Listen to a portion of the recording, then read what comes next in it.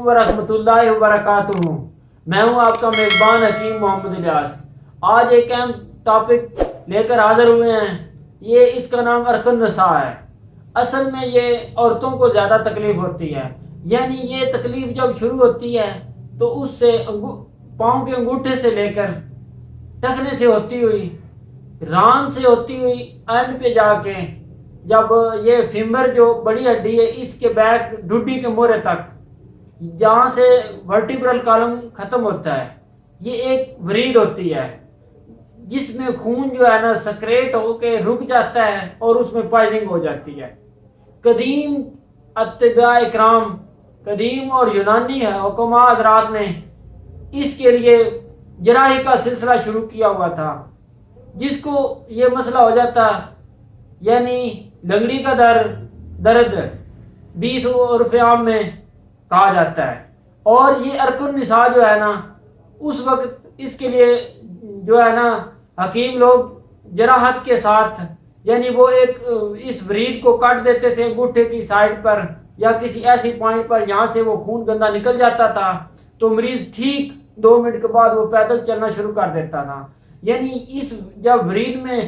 ٹیس سے مارتا ہوا شدید تکلیف سے جب درد ہوتا ہے تو مریض جو ہے نا کراہت محسوس، بہت زیادہ بے چینی اور پریشانی اور درد محسوس کرتا ہے۔ تو اس میں ہمارے جو ہے نا اب جو طریقہ علاج ڈاکٹروں کے پاس ہے، یعنی عام جو ادھر پریکٹیشنر پاکستان میں کام کر رہے ہیں، تو یہ کیسے کرتے ہیں کہ ایک آدھی اینٹی بائیوٹک دے دی اور اس کے ساتھ جو ہے نا پین کلر میڈیسن دے دیتے ہیں، جس سے مریض سالہ سال وہ میڈیسن کھاتا رہتا ہے اور اس کے ساتھ اس کا معدہ اور بہت زیادہ جو ہے نا فزیکلی جو ہے نا فزیکس وہ بہت زیادہ یا تو معدہ زیادہ خراب ہو جاتا ہے، جو ہے نا ویٹ بڑھ جاتا ہے، اور یہ ایسے کی ایسی ہی درد رہتی ہے۔ کبھی لوبرن دی جاتی ہے خون پتلا کرنے کے لیے، کبھی کلاٹ کھولنے کے لیے، کبھی MIR کروایا جاتا ہے، کبھی CT اسکین، کبھی کچھ نہ کچھ۔ یہ تمام ٹیسٹ کروانے کے بعد میڈیسن جو ہے نا اینٹی پیریٹک اور پین کلر میڈیسن کھانے کے بعد کئی سال میڈیسن کھاتے رہتے ہیں پیشنٹ، لیکن آرام نہیں آتا۔ آخر جو ہے نا مریض وہ موت کے منہ میں چلا جاتا ہے۔ تو اس طرح یہ علاج کیے انکمپلیٹ علاج کرنے سے مریض کی جو ہے نا بیماری میں شدت وہ زیادہ ہو جاتی ہے، اور مریض کا غلط علاج کی وجہ سے، غلط تشخیص کی وجہ سے، جس سے مریض جو ہے نا ضائع ہو جاتا ہے۔ لیکن اس کا جو ہے نا اصل بیسٹ حل جو یہ ہے کہ اس کا جراحت جو ہوتے ہیں حکماء حضرات کے پاس جایا جائے، وہ اس وینز کو کاٹ لگا کے تھوڑا سا خون جو گندا اندر وہ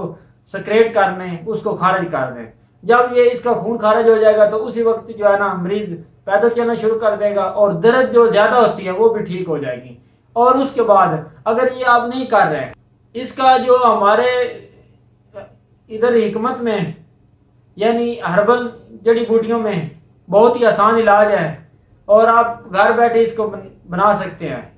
سب سے پہلے آپ نے زیتون کا تیل لینا ہے،